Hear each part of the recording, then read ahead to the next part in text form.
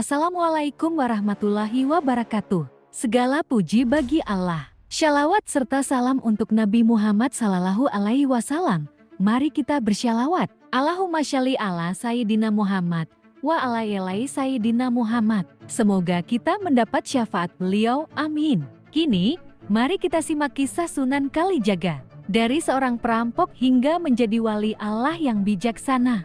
Malam itu, hutan Jatiwangi diselimuti kabut tipis. Seekor burung hantu melayang senyap di antara pepohonan. Sementara di bawahnya, seorang pemuda bertopeng mengendap-endap di balik semak. Tangannya menggenggam keris, matanya tajam, mengawasi seorang lelaki tua berjubah putih yang duduk tenang di tepi sungai. Pemuda itu adalah Raden Said, putra Adipati Tuban, yang kini hidup sebagai perampok. Namun, lelaki tua yang hendak ia rampok bukanlah orang biasa.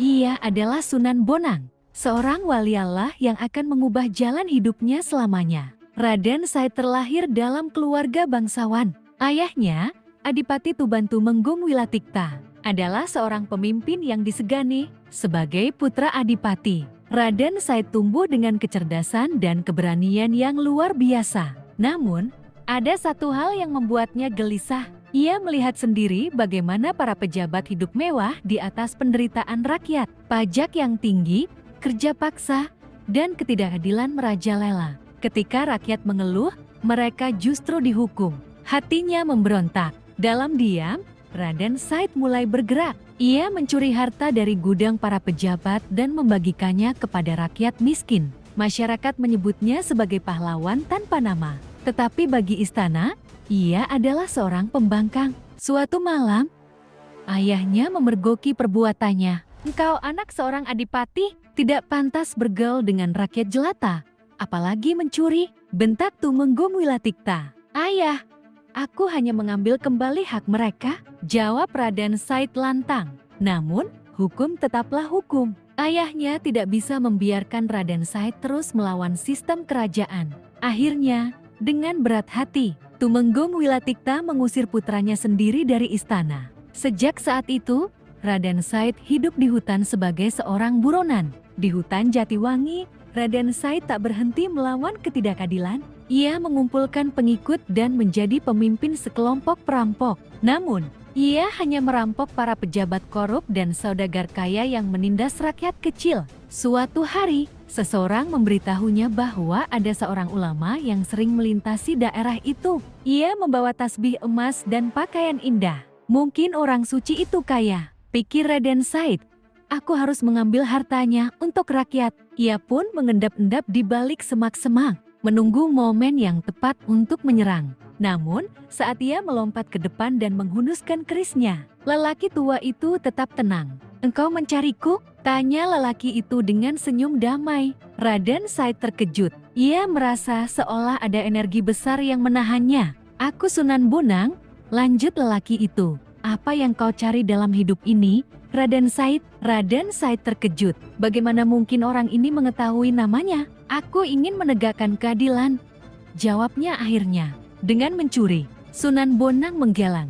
Ada jalan yang lebih baik. Lalu, Sunan Bonang mengeluarkan tasbihnya dan meletakkannya di atas tanah. Seketika itu juga, tasbih tersebut berubah menjadi emas berkilau. "Kau ingin emas? Ambillah," ujar Sunan Bonang.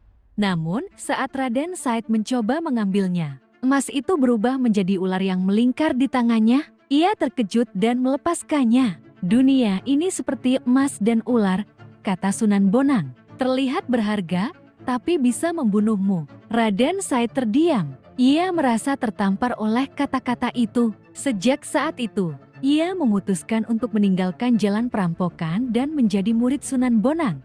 Setelah bertemu Sunan Bonang, Raden Said tidak langsung menjadi wali. Ia harus menjalani perjalanan spiritual yang panjang dan penuh cobaan. Sunan Bonang menyuruhnya untuk bertapa di tepi sungai selama bertahun-tahun. Ia harus berdiri tegak, tanpa makan dan minum, hingga tubuhnya ditumbuhi lumut. Orang-orang yang lewat mengira ia hanyalah patung hidup.